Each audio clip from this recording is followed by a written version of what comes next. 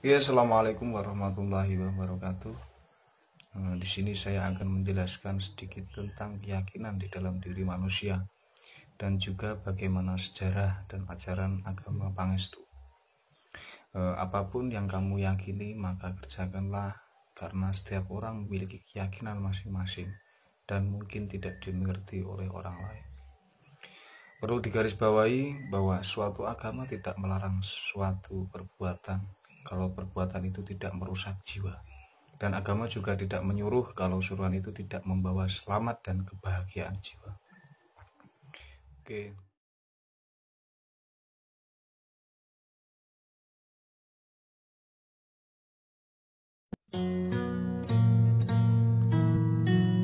Agama Pangestu sangat erat kaitannya dengan R. Soenarto atau biasa dipanggil Pak Dinarto. Hal ini bermula dari Pak Dinarto yang lahir dari kalangan orang miskin, yang kemudian dititipkan oleh ayahnya kepada orang lain. Orang Jawa biasa ngarani ngenger, dengan harapan agar Pak Dinarto bisa mengenyam pendidikan formal.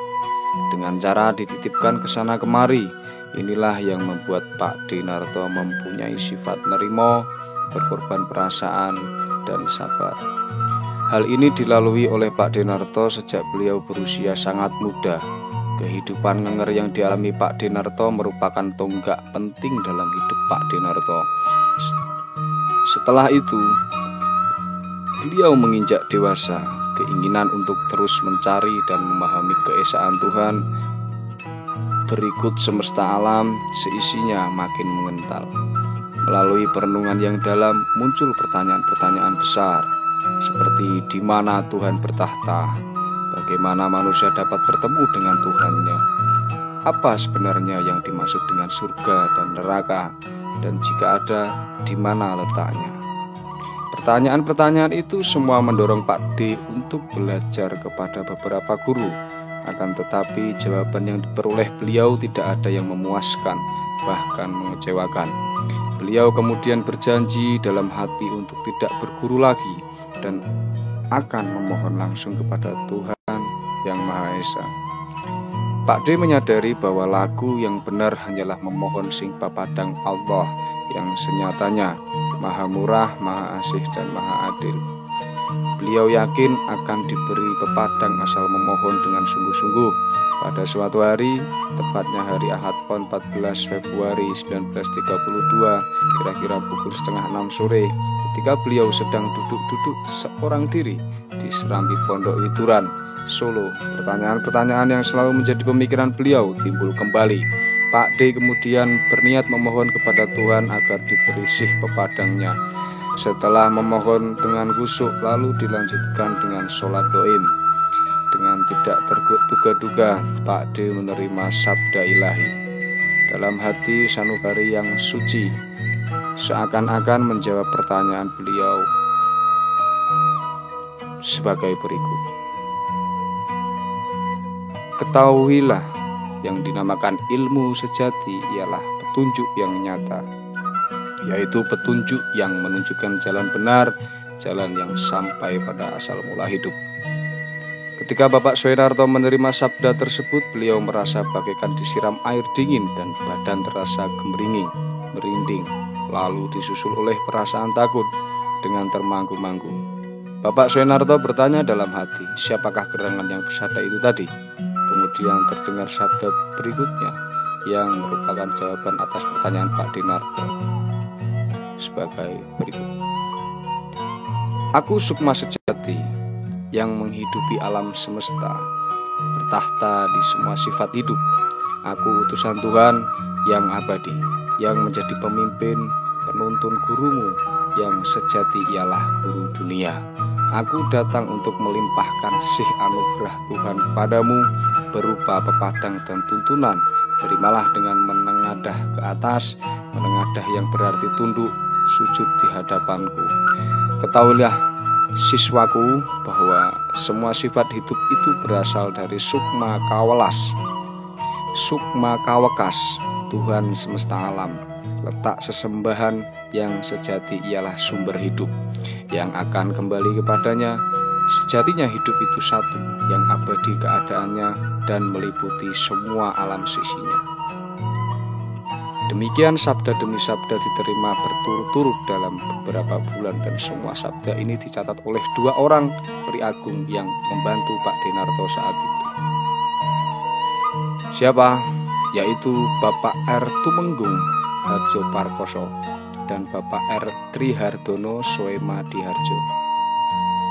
Himpunan Sabda Ilahi inilah yang kemudian menjadi pustaka suci Sasangka Jati. Turunnya ajaran Sang Guru Sejati merupakan fenomena wahyu melalui perantara R. Soenarto yang tidak dapat dijangkau oleh daya angan-angan alam atau pikiran manusia.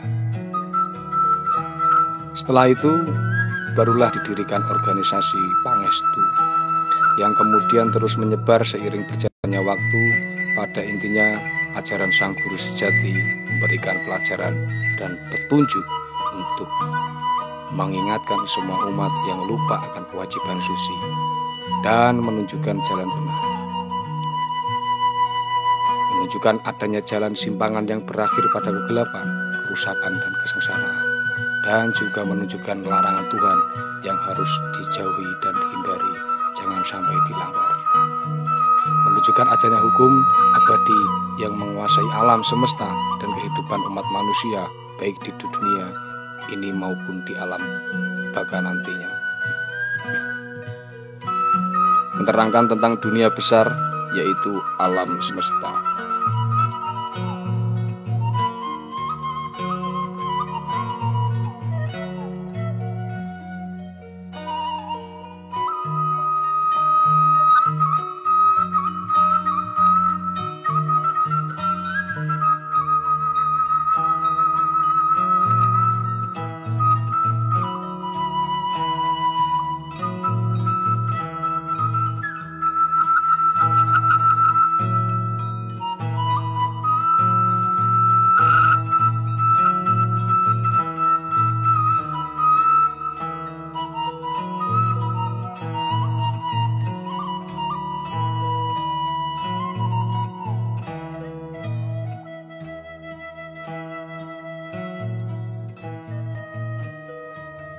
Menerangkan dunia